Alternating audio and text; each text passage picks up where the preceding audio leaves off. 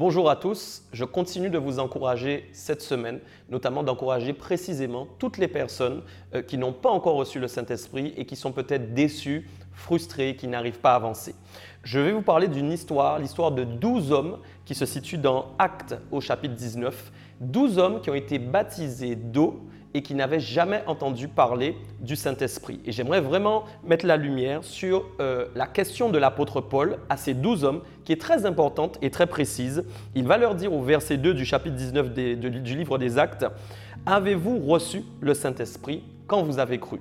On voit là que Paul est assez étonné en fait. Sa question en fait est une question liée à l'étonnement. C'est-à-dire que pour lui, à partir du moment où quelqu'un croit en Jésus-Christ, il doit normalement recevoir le Saint-Esprit. Et donc, on voit que la foi est vraiment nécessaire. Et je pense que peut-être parmi les personnes qui nous regardent aujourd'hui, je pense que peut-être vous êtes découragés, peut-être même vous ne croyez plus que vous pourrez recevoir le Saint-Esprit. Vous devez absolument relever votre foi, car la foi est nécessaire pour le recevoir. Ils vont d'ailleurs répondre, ces 12 hommes vont répondre, nous n'avons même pas entendu dire qu'il y ait un Saint-Esprit. Et au verset 3, il va demander, de quel baptême avez-vous donc été baptisés? Comme si pour lui c'était étonnant. Et ils vont répondre, nous avons été baptisés du baptême de Jean. Verset 4, l'apôtre Paul va dire, Jean a baptisé du baptême de repentance, disant au peuple de croire en celui qui venait après lui, c'est-à-dire en Jésus. Donc il précise la raison pour laquelle ils sont passés par les eaux du baptême et il dit que s'il a baptisé, c'est parce qu'il devait croire dans la venue en fin de compte de Jésus-Christ. Donc il remet la foi en valeur. Donc j'aimerais vraiment t'encourager aujourd'hui, vous encourager à croire à nouveau que Jésus-Christ est vivant dans votre vie et qu'il va vous donner le Saint-Esprit. Verset 5, il dit sur ces paroles, écoutez bien, sur ces paroles, ils furent baptisés au nom du Seigneur Jésus. Lorsque Paul, verset 6, leur eut imposé les mains, le Saint-Esprit vint sur eux et ils parlaient en langue et prophétisaient. Ils étaient environ 12 hommes.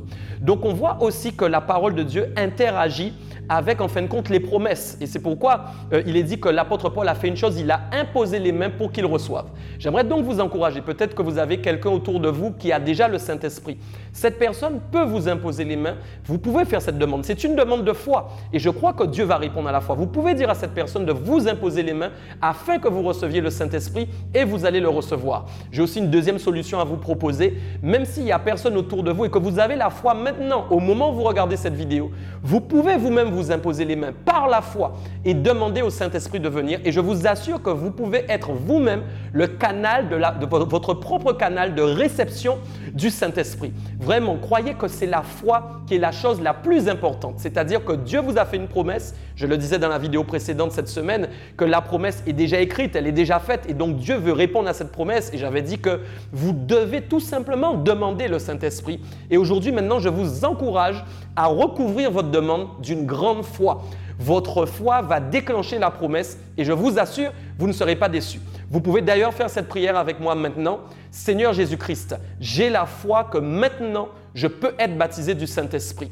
Je suis peut-être seul maintenant, mais l'apôtre Paul, avec ses mains, a transmis le Saint-Esprit et je crois que moi aussi, je peux être mon propre canal maintenant. C'est pourquoi je prie maintenant, je mets ma main sur mon cœur et je te demande maintenant de me remplir de ton esprit. Fais-moi parler en langue, fais-moi prophétiser, viens attester que l'Esprit de Dieu est en train de descendre dans ma vie. Je crois en toi, au nom de Jésus-Christ. Je suis convaincu qu'aujourd'hui, beaucoup de personnes vont le recevoir et vont être remplies de sa présence. N'hésitez pas à nous témoigner de ce qu'il aura fait dans votre vie. Soyez encouragés.